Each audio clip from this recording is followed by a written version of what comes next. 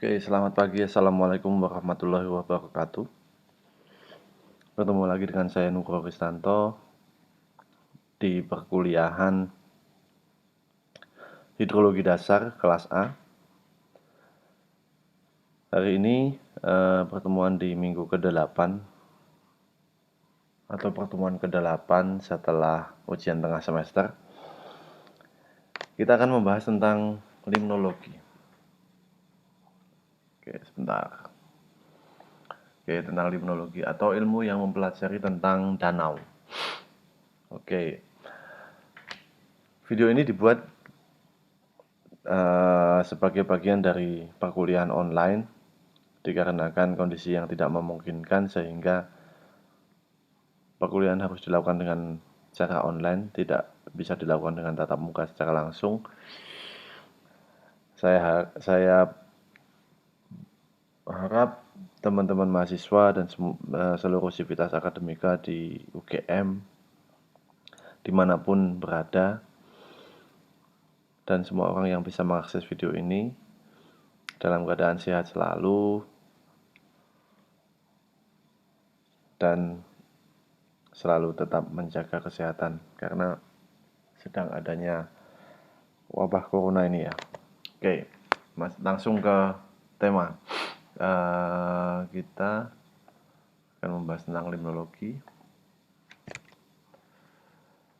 Capaian yang diharapkan.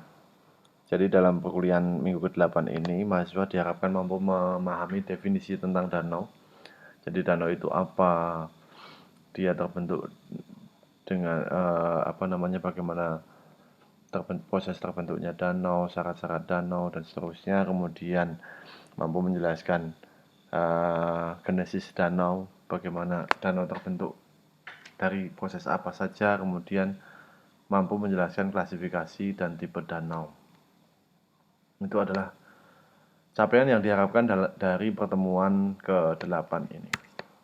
Ini ada berikut referensi, ada buku limnologi, Encyclopedia of Lake and Reservoir, limnologi, Lake and River Ecosystem, dan yang terakhir ini yang sering paling banyak dipakai itu The Lake Handbook dari Sullivan dan Reynolds. Bisa didapatkan di perpustakaan. Oke. Apabila dalam kajian hidrologi, ekosistem perarian darat itu dibagi menjadi dua, yaitu perairan mengalir atau lotic water dan perairan yang menggenang atau lentic water. Lotic water dicirikan dengan adanya arus yang terus-menerus dengan kecepatan yang bervariasi ya. Jadi yang ciri utama dari lotic water ini adalah adanya arus yang terus-menerus dengan kecepatan yang bervariasi. Kecepatannya itu tidak sama. Ada yang kencang, ada yang pelan. Sehingga terjadi perpindahan massa air water ya ini di sini ya. Yang berlangsung terus-menerus. Misalnya sungai, kanal, parit, kemudian saluran air dan seterusnya. Yang di situ terjadi perpindahan massa air secara terus-menerus dan memiliki kecepatan yang bervariasi. Kemudian untuk lentic water, ini adalah ekosistem perairan yang sifatnya menggenang atau tenang, di mana aliran air ini bersifat lambat atau bahkan tidak ada aliran sama sekali. Walaupun ada pergerakan, tapi massa air itu tidak kemana-mana, di situ saja. Sehingga massa air ini terakumulasi dalam periode waktu yang sangat lama atau yang lama. Misalnya waduk, danau, kolam, telaga, situ, belik, kemudian ada embung, dan seterusnya. Nah, pada kajian ini kita akan membahas tentang lentic water tadi, atau yang sering disebut dengan ekosistem perairan mengenang atau lentic water. Ini adalah fokus kajian dari limnologi atau lentic water. Nah, danau itu didefinisikan sebagai, karena limnologi itu secara definisi, by definisi itu limnologi itu adalah ilmu yang mengkaji tentang danau atau ilmu yang mempelajari tentang danau, sehingga kita perlu tahu definisi danau itu sebelum masuk ke lebih jauh. Danau didefinisikan sebagai tubuh air yang dikelilingi oleh daratan, setidaknya memiliki ciri-ciri berupa, pertama adalah kedalamannya. Kedalamannya memungkinkan terjadinya gradasi suhu, sehingga suhu permukaan, suhu tengah, dan suhu ketika kita gambarkan danau gitu ya. Ini ada perbedaan gradasi suhu. Ini karena ada sinar matahari dari sini, sehingga dia terjadi gradasi suhu. Ini 1, 2, 3. Yang kedua adalah adanya gelombang. Jadi di sini tidak hanya gradasi, tapi di sini ada gelombang yang ada di kanan kiri danau itu sendiri. Kemudian genangan air bersifat permanen. Nah, ini air yang ada di sini ini ada terus sepanjang tahun, dan dia tidak tertutup seluruhnya. Jadi di sini penekanannya adalah tidak tertutup seluruhnya oleh tanaman air. Jadi kalau tertutup sebagian, dia masih dapat didefinisikan sebagai danau. Oke. Ini ada beberapa definisi. Danau adalah suatu tubuh air yang tergenang. Tubuh air yang tergenang tadi yang sudah kita bahas ya. Yang menempati suatu cekungan atau basin atau ledok dan terpisahkan dari laut. Itu salah satu definisinya. Jadi dia airnya tergenang pada suatu cekungan dan dia terpisah dari laut. Pada umumnya danau terjadi di daerah di mana permukaan air tanah mencapai atau mendekati permukaan tanah. Jadi di sebuah daratan gitu, ketika ada danau ini air tanahnya, ini muka air danaunya, ini adalah muka air tanahnya. Sehingga pada umumnya danau terjadi di daerah di mana permukaan air tanahnya ini, yang di A ini mencapai atau mendekati permukaan tanah, ini di B. Beberapa danau dapat terbentuk atas zona aerasi atau padus, atau di daerah di mana hanya sebagian subsoilnya terisi oleh air, sehingga dalam hal suplai airnya tergantung pada curah hujan atau hasil pencairan es atau aliran sungai. Misalnya kalau kalian main ke Telaga Menjer, teman-teman yang dari daerah Banjarnegara atau Wonosobo, Telaga Menjer masuk ke Wonosobo, itu pasti tahu Telaga Menjer. Nah, di sana sangat tergantung pada curah hujan dan aliran permukaan saja. Danau tersebar luas di permukaan bumi, yaitu di daerah pegunungan. Ini ada yang di pegunungan, ada yang di plato, ada yang di dataran, ada yang di lembah, ada yang di pantai, dan secara keseluruhan sekitar 6,1% dari seluruh permukaan bumi. Ini distribusi danau diambil dari Nature Publishing. Jadi danau itu kita bisa lihat kedalamannya. Ini distribusinya yang ada di seluruh dunia. Di Indonesia ada beberapa danau yang sangat dalam sekali. Pada umumnya dia terbentuk oleh gunung api. Nanti kita akan bahas lebih dalam. Masih tentang definisi danau. Tadi salah satu syarat danau adalah adanya gelombang. Nah, keberadaan gelombang ini pada danau ditandai dengan tidak adanya sama sekali tumbuhan akuatik yang melekat. Karena dia airnya itu bergelombang sehingga tidak ada tumbuhan akuatik yang melekat. Kemudian tidak adanya akumulasi hancuran bahan organik yang halus. Karena dia gelombang itu bergerak sangat periodik. Tidak adanya binatang invertebrata yang bernafas di udara kecuali yang dapat hidup di dalam liang-liang.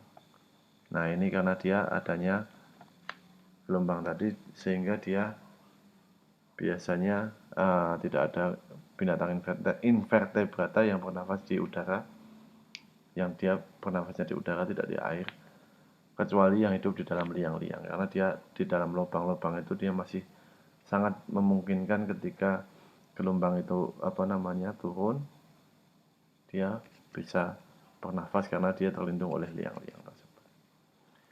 Ini adalah salah satu danau yang cukup terkenal, Danau Singkarak di Sumatera Barat. Kemudian ini Danau Toba di Sumatera Utara sebagai danau terluas di Indonesia.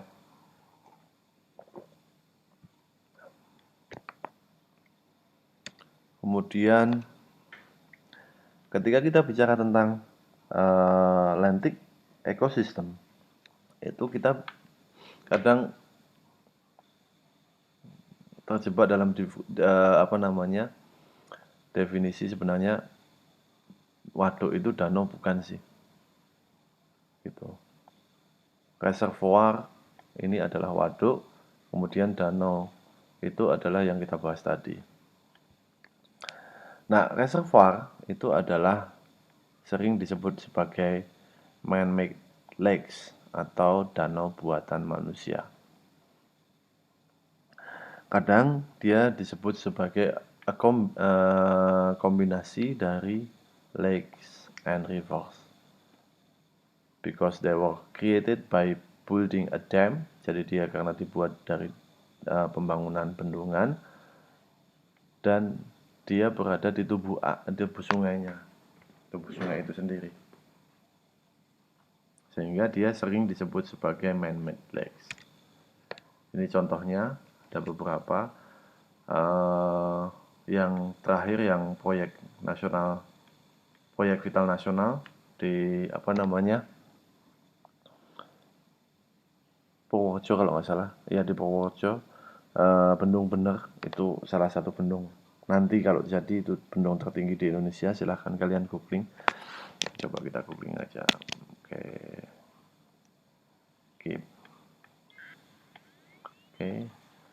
Kita lihat Bendung Bener Purworejo. Nah, ini dia.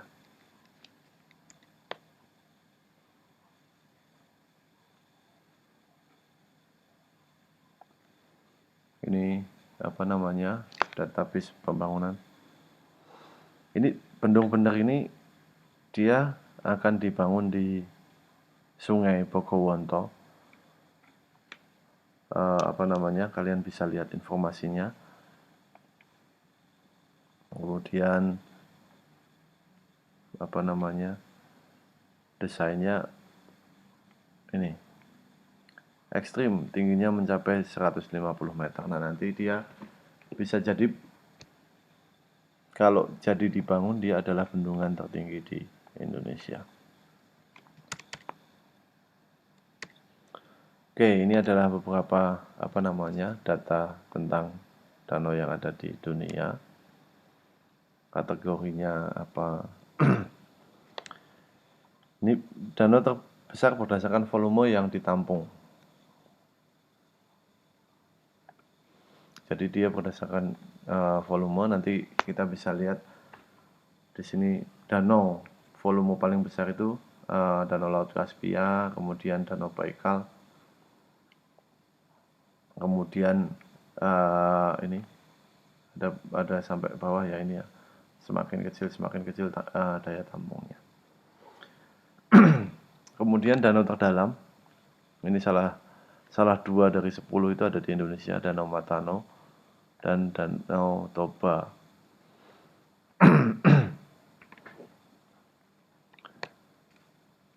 Kemudian ini masih ke definisi danau. Beda danau dengan pond adalah itu ukuran danau itu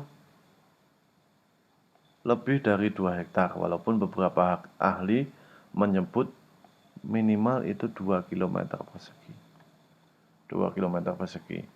Tapi yang paling sering dianut itu adalah 2 hektar. 2 hektar itu dan 2 km persegi. Itu beda. Sedangkan pond kurang dari ukuran tersebut.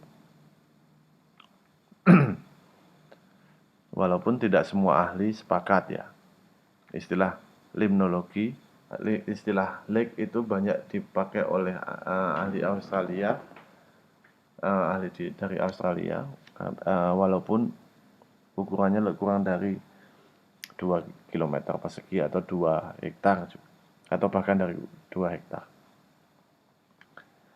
Ini dari luasannya ya. Tapi yang paling utama sebenarnya adalah pada danau itu sifat genangannya itu permanen. Jadi dia ada sepanjang tahun. Sedangkan pond bersifat tidak permanen. Nah, ini tadi salah satu syarat terbentuk disebut danau adalah adanya gradasi suhu. Nah, gradasi suhu ini bisa terjadi ketika dia ada kedalaman yang cukup. Tanpa kedalaman yang cukup, ketika ada sebuah cekungan seperti ini, kemudian ada sinar matahari dari atas, ketika airnya kedalamannya tidak cukup, maka dia akan memiliki suhu yang sama. Tapi ketika dia kedalamannya cukup, maka dia akan terjadi gradasi-gradasi suhu seperti ini.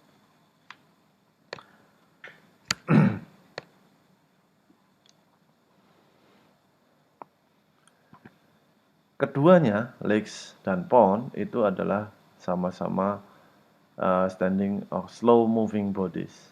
Jadi sama-sama tubuh air yang pergerakannya itu lambat atau diem gitu. Standing atau slow moving. Sebenarnya secara saintifik there are no official or scientific difference between lakes and ponds. Pada prinsipnya, lakes are larger than ponds, but the size is relative. Jadi masih sangat sangat debatable antara yang tadi ada ahli yang menyebutkan 2 hektar, ada yang menyebutkan 2 km persegi, ada yang di bawah 2 hektar masih disebut dengan danau. Tapi several key questionnya itu adalah yang tadi itu cahaya matahari sampai dasar enggak? Kalau sampai dasar berarti dia kedalamannya kurang dong, sehingga dia masih tidak disebut dengan danau misalnya. Tapi bagaimana dengan danau tempe yang dia hanya 3 sampai 5 meter itu kedalamannya? Kita coba lihat. Kita lihat danau tempe ya.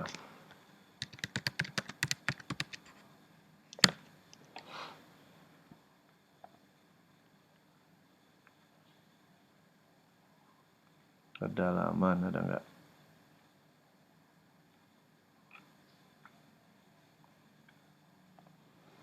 kedalaman Danau Tempe 5 meter. Nah, ini. Bagaimana ketika danau Tempe itu kedalamannya cukup atau tidak untuk disebut dengan danau. Nah, ini nanti teman-teman silahkan mencoba menggali lebih lanjut tentang beberapa danau di Indonesia. Nah, ini telaga di kawasan Kars itu sering genangannya tidak permanen, sehingga dia masuk ke dalam kategori pound. Oleh karenanya lebih cocok disebut sebagai Dolin Pound dibandingkan dengan Dolin Lake atau Kars Lake, sehingga dia lebih disebut dengan Dolin Pound. Beda lakes dengan swamp atau rawa itu apa? Kalau tubuh danau itu didominasi oleh tubuh air terbuka, walaupun sebagian ada yang tertutup oleh tanaman, tapi dia didominasi oleh tubuh air yang terbuka. Sedangkan rawa dia sebagian besar ditutupi oleh tanaman. Kedalaman danau menyebabkan tanaman air tidak dapat hidup di dasar danau. Sedangkan rawa kedalamannya dangkal sehingga tumbuhan air dapat hidup di dasar rawa. Nah, pertanyaannya ketika kita ketemu dengan rawa pening, itu danau rawa pening atau bagaimana? Nanti silakan teman-teman gali lebih lanjut. Rawa pening itu apa namanya? Ciri-cirinya seperti apa, masuk ke dalam danau atau ke dalam rawa? Nanti silahkan kalian kaji. Ini sebagian rawa di Provinsi Sumatera Selatan. Rawa tertutup oleh tanaman air. Ini rawa pening yang tadi saya sampaikan. Salah satu bentuk transformasi dari danau menjadi rawa. Karena di sini banyak sekali enceng gondoknya. Nah, nanti kalau kita lihat, coba kita lihat nanti Google Earth.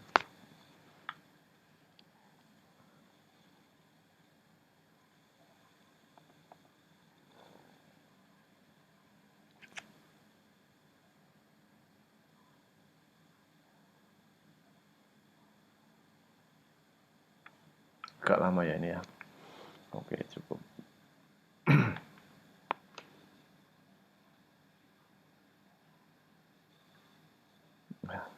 Koneksinya berat. Oke, kita masuk ke rawa pening.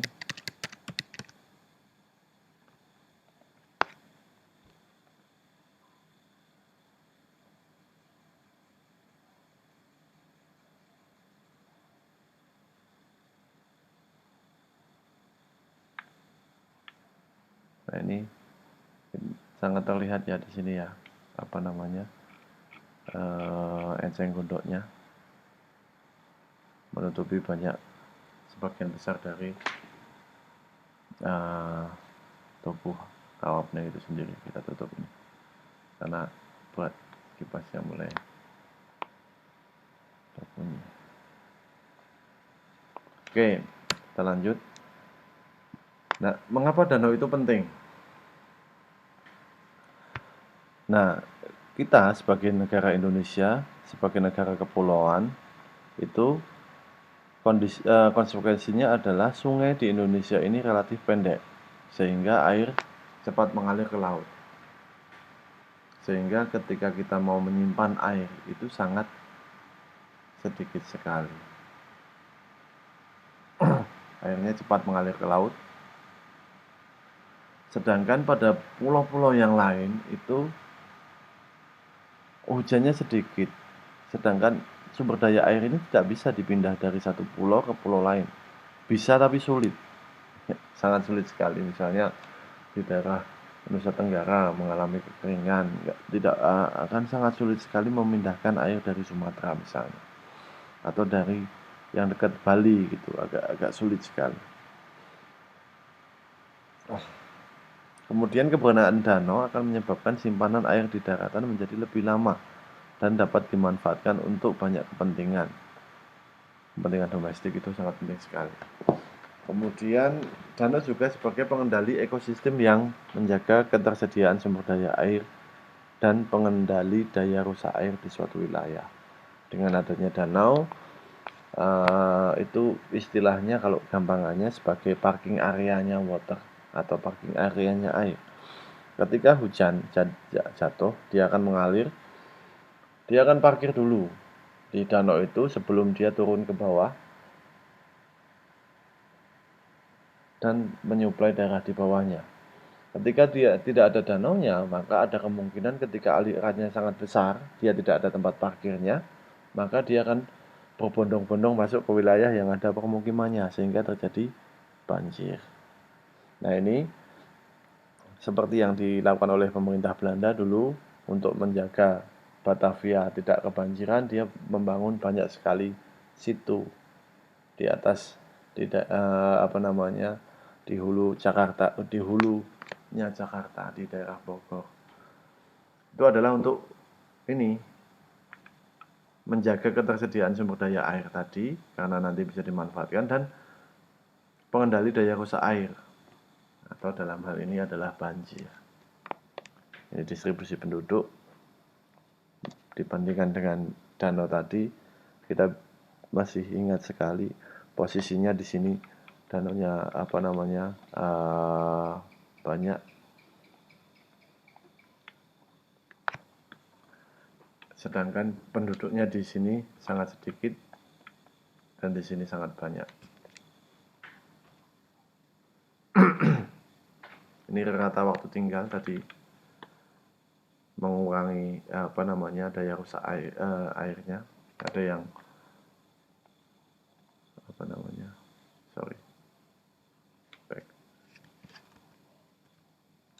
ada yang resident time-nya ini dalam year ya. Ada yang 1300, ada yang 0,4 tahun. Nah, danau itu sangat penting karena dia sebagai bagian dari siklus hidrologi. Kita tahu ada surface runoff, ada stream flow. Nah, ini ada fresh water storage. Ini yang danaunya ini di sini. Danaunya ini di sini. Ini adalah sangat penting sekali karena sebenarnya air tawar yang ada di permukaan bumi ini sangat terbatas jika dibandingkan dengan seluruh air yang ada di bumi. Sangat kecil sekali. Nah, sebagian besar dari air tawar yang ada di permukaan bumi ini ada di sini, ada di danau ini. Ini adalah air di seluruh dunia, di seluruh bumi. Kemudian fresh water-nya itu hanya 3%. Dari 3% ini ada di ice cap atau glasier itu sebesar 68%. Groundwater itu ada 30%. Surface water itu ada 3%. Kecil sekali. Nah, dari 3% ini yang paling gede itu ada di danau. Rawa 11%, sungai hanya 2%. Sehingga danau ini sangat penting sekali untuk kita jaga. Kenapa? Karena dia bisa sebagai sumber daya air, sumber cadangan air bagi manusia, salah satunya.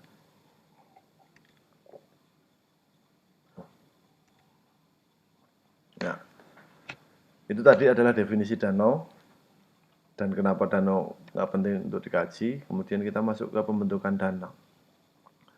Danau itu dapat terbentuk karena proses meteorit, tektonik, vulkanik, kars, kemudian karena longsoran, glasial, fluvial, kemudian karena proses marin, proses eolin atau deflasi ini eolin, aktivitas binatang, dan danau buatan.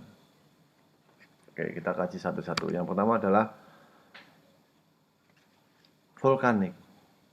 Nah, ini danau vulkanik adalah danau yang terbentuk oleh proses terkait dengan erupsi gunung api. Ini adalah banyak sekali danau yang ada di Indonesia yang terbentuk oleh proses vulkanik. Salah satunya adalah Danau Segara Anaan di Rinjani, Danau Danau Toba, dan beberapa danau yang lain, Danau Matano itu juga. Kemudian danau tektonik adalah danau yang terbentuk oleh proses tektonik. Matano tadi adalah tektonik ya. Dia proses tektonik. Nah, salah satu contohnya ini Matano yang ada di yang ada di luar negeri yang cukup bagus sebagai contoh itu adalah Danau Tahoe atau Lake Tahoe. Kita coba googling Lake Tahoe gitu ya.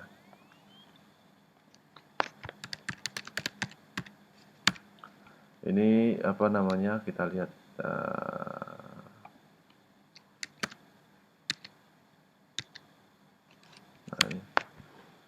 ini kita kalau lihat 3D-nya ini sangat jelas sekali dia terbentuk oleh proses tektonik karena dia bentuknya lurus ini. Ini ada yang sangat lurus, kemudian di sini ada gradasi kedalamannya. Kalau ini terlihat di sini ada penampakan yang lurus.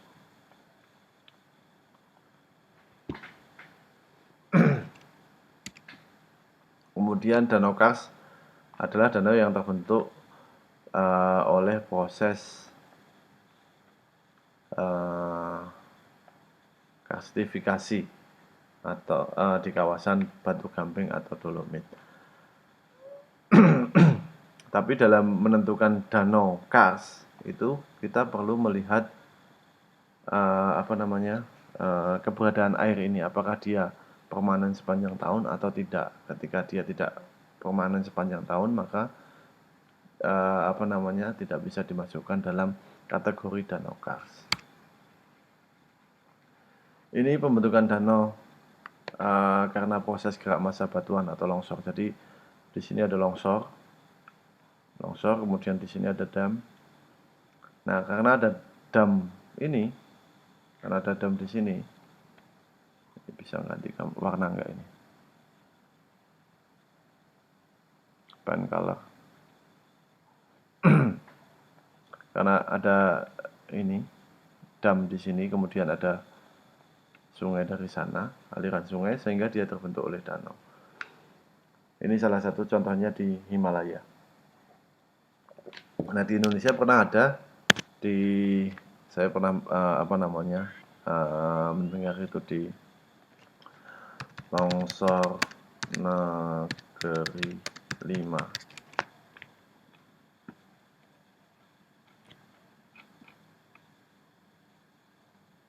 Bukan longsor, banjir ya. Banjir di Negeri 5. Ini ada sebuah berita di Sindo.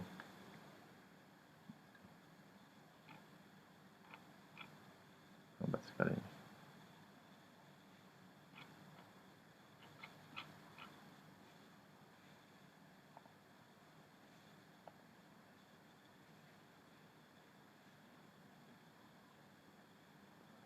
Ini dia terjadi longsor. Kemudian longsor ini membendung sungai. Dia kemudian sering disebut sebagai bendung Wairela, dan karena tidak stabil maka danau yang terbentuk itu kemudian menjadi jebol sehingga dia mengalami banjir bandang. Satu desa atau negeri yang disebut dengan Negeri 5 itu konon kabarnya dia terdampak banjir bandang. Nah, nanti kalian coba cari beritanya tentang itu atau kalian coba riset sedikit tentang kenapa longsor dan seterusnya. Yang berikutnya adalah pembentukan danau karena proses glasialisme. Ini ada 3 proses glasialisme yang apa namanya, ini sangat, di Indonesia tidak ada ya ini ya, pembentukan danau yang terbentuk oleh proses glasialisme ini. Yang berikutnya adalah danau yang terbentuk oleh proses sungai atau fluvial. Ini yang paling banyak adalah Oxbow Lake atau tapal kuda. Jadi dia ada aliran seperti ini, kemudian dia mengalami pelengkungan, kemudian dia cut off, dan dia meninggalkan danau ini yang disebut dengan danau tapal kuda atau Oxbow Lake. Seperti pada gambar di sini, ini dia disebut dengan Oxbow Lake.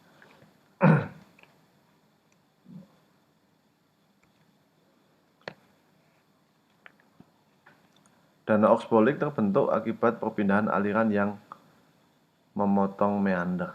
Jadi pada sungai itu dia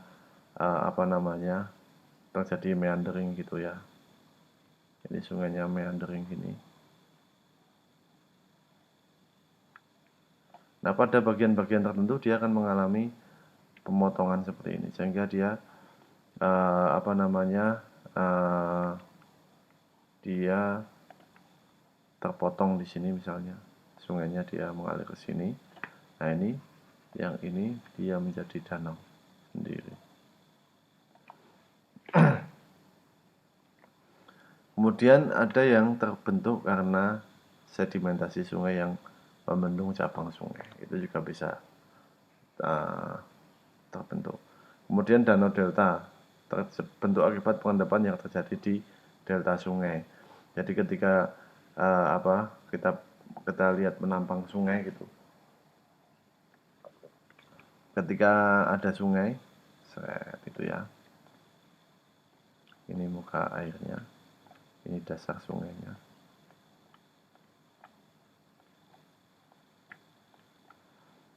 Nah, ini ada kemungkinan ketika air datang ke sana membawa sedimen, kemudian air dari laut, dia akan membentuk bendungan di sini nih. Sehingga sedimennya itu ngumpul di sini. Sedimennya ngumpul di sini. Nah, ini yang membendung delta sehingga dia terjadi danau delta. Ini formation of meander. Jadi dia karena ada aliran seperti itu, kemudian di sisi dalam sini itu mengalami pengendapan, di sini ada erosi, di sini erosi yang di sini dia akan terbawa ke sana, terendapkan di sini, erosi yang di sini dia akan terbawa ke sana, terendapkan di sini, erosi yang di sini dia akan terendapkan di sini. Gitu. Kemudian ini tadi prosesnya, ini cut bank erosion atau river bank erosion atau erosi tebing sungai. Kemudian ini disebut dengan point bar atau gosong sungai lengkung dalam. Maksudnya ini sungai melengkung kemudian dia ada di dalam. Ini kalau di Jawa istilahnya adalah wedi kengser atau tanah berpindah. Di sini kalau punya rumah di sini itu kawan untuk hilang tanahnya. Sedangkan kalau punya rumah di sini itu kawan untuk tambah tanahnya. Nah, ini kemudian dia akan mengalami cut off atau pembentukan Oxbow Lake. Jadi dia prosesnya seperti ini. Dia akan membentuk meander. Ini disebut dengan meander scar. Di sini cut off Oxbow. Ini di sini biasanya ini kalau yang masih hidup dia ada airnya, kalau yang sudah mati dia tidak ada airnya dan sangat subur sekali. Kemudian danau pesisir ini biasanya dia terbentuk karena adanya sedimentasi di sini nih. Ini biasanya ada longsor current ya, atau arus sepanjang pantai. yang dia akhirnya membendung ke sana, dan seperti ini dia akan membentuk danau ini. Ini kemungkinan ada arus ke sana yang dia akan membawa sedimen, diendapkan di sini, kemudian endap sini, endap sini, endap sini, sampai dia membendung si si tubuh air yang ada di sini, sehingga dia membentuk danau. Kemudian danau terbentuk oleh proses eolin atau danau deflasi. Ini di Indonesia sama sekali tidak ada ya, atau mungkin saya yang kurang tahu. Oleh aktivitas hewan, ini berang-berang di Indonesia sangat jarang sekali. Kalau ada binatang yang membuat seperti ini biasanya sudah diburu kalau di Indonesia ya. Berang-berang atau sering disebut dengan regul kalau di tempat kita, seperti weaver gitu ya. Dia membentuk bendungan alami, membentuk bendungan untuk di sini agar airnya mengenang sehingga dia bisa mencari ikan di sini. Itu adalah sifat alami berang-berang. Yang berikutnya adalah danau buatan manusia. Yang ini adalah bendungan atau reservoir. Ini biasanya untuk pemenuhan air bersih, irigasi, kemudian pencegahan banjir, untuk listrik dan seterusnya. Ini contohnya. Contoh lagi.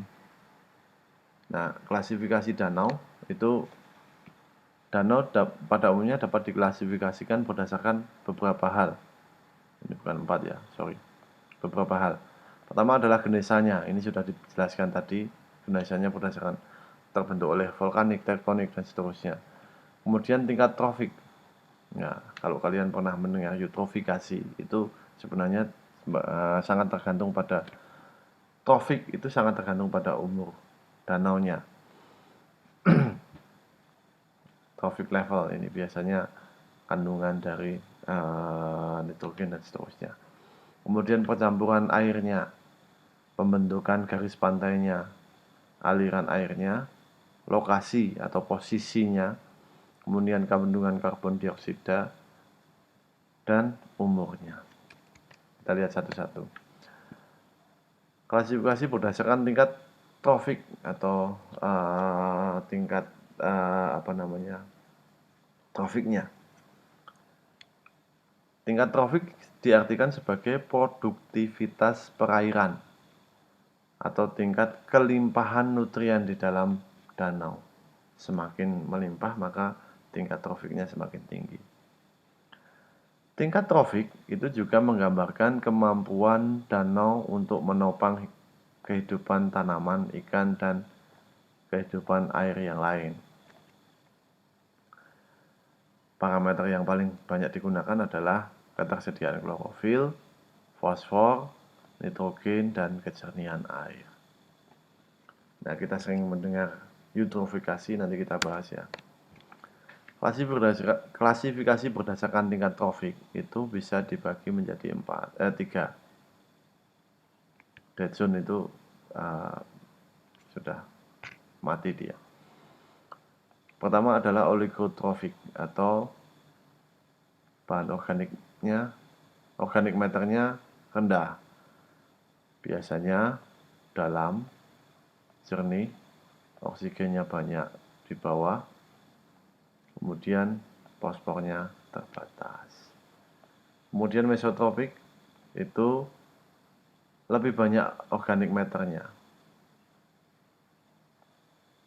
Di dasar sungai itu oksigennya rendah. Kemudian eutropik, kandungan bahan organik maternya itu tinggi. Tumbuhan banyak sekali. Biasanya tidak jernih. Kemudian stratified with oxygen. Ini oksigennya sangat terstratifikasi, dan biasanya di bawah sini dia oksigennya sangat sedikit. Kalau dead zone itu area di mana oksigennya di bawah 2 ppm. Ini klasifikasi berdasarkan tingkat trofiknya, ada oligotrofik tadi, mesotrofik tadi, eutrotrofik tadi. Tapi di peralihannya itu kita bisa mengklasifikasikan lagi menjadi oligomesotropik atau mesoeutropik. Jadi peralihannya. Berdasarkan pencampuran air itu ada amexis lake atau dia tidak mengalami pencampuran. Kemudian holomixis lake, danau yang mengalami pencampuran di seluruh tubuh airnya sebanyak 1 kali atau lebih dalam setiap tahunnya. Kemudian meromixis lake atau adalah danau yang mengalami percampuran hanya pada sebagian tubuh airnya sebanyak 1 kali atau lebih dalam setiap tahunnya. Jadi hanya sebagian. Kalau ini seluruhnya. Kemudian dari shoreline-nya, bentuk garis pantainya itu lebih ke bentuk danaunya. Ada yang membulat, semi membulat, elips, segi empat, dendritik, melengkung, segitiga dan seterusnya. Ini sangat tergantung pada genesanya sebenarnya. Nanti kalian coba iseng-iseng gitu, yang vulkanik itu cenderung seperti apa, yang tektonik cenderung seperti apa gitu.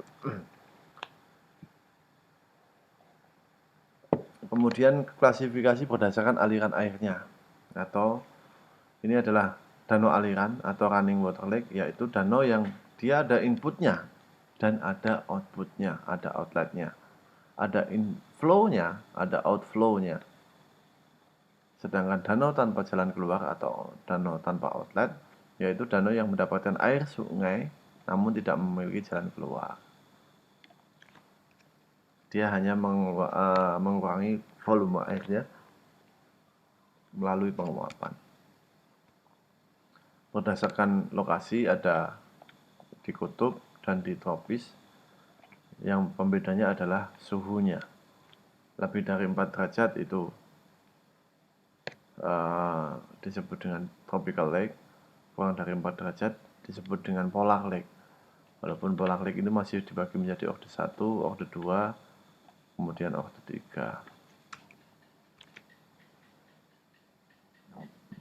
Klasifikasi danau berdasarkan kandungan karbon dioksida. Itu ada soft water lake, ada medium class lake, ada hard water lake. Ini dia berdasarkan kandungan CO2-nya. Ketika dia tidak lebih dari 5 cc per liter, itu dia disebut sebagai soft water lake.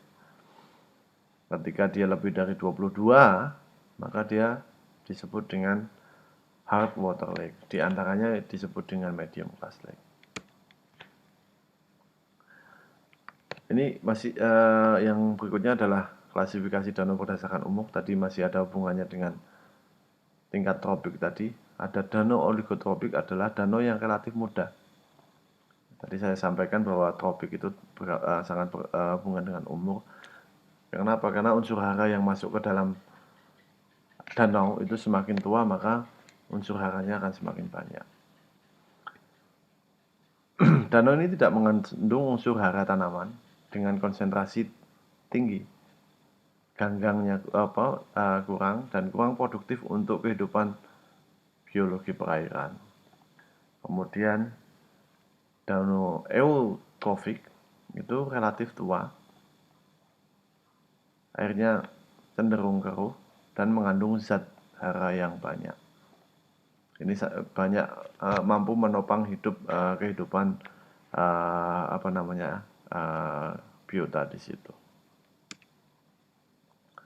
Disotropik adalah danau yang umurnya paling tua, airnya berwarna abu-abu dan kuning yang berasal dari bahan humus atau organik yang lapuk dan memiliki pH yang rendah atau asam. Walaupun banyak mengandung bahan organik, tapi perairan ini tidak mendukung untuk kehidupan yang baik karena dia pH-nya rendah, oksigennya sedikit gitu.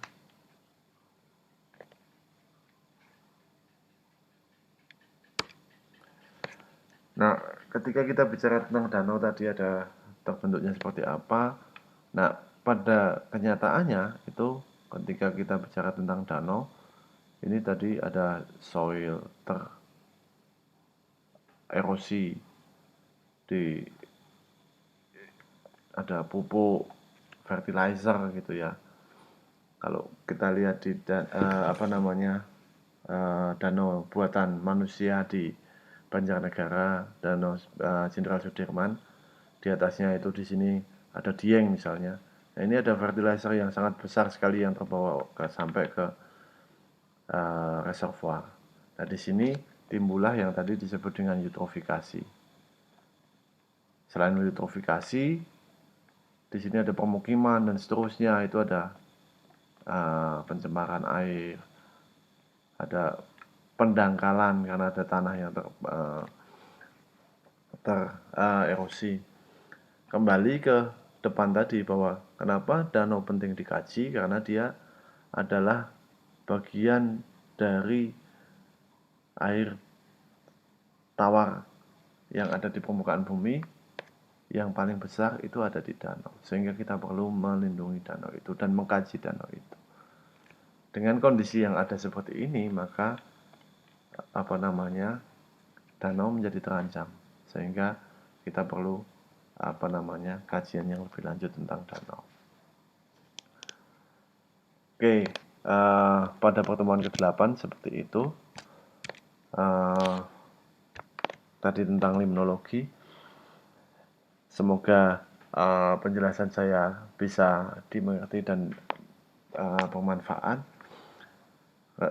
Nanti kita bisa chatting atau diskusi melalui grup WA. Silahkan bertanya, bisa lewat komen di bawah ini. Tetap jaga kesehatan. Dan sekian dari saya. Terima kasih. Wassalamualaikum warahmatullahi wabarakatuh.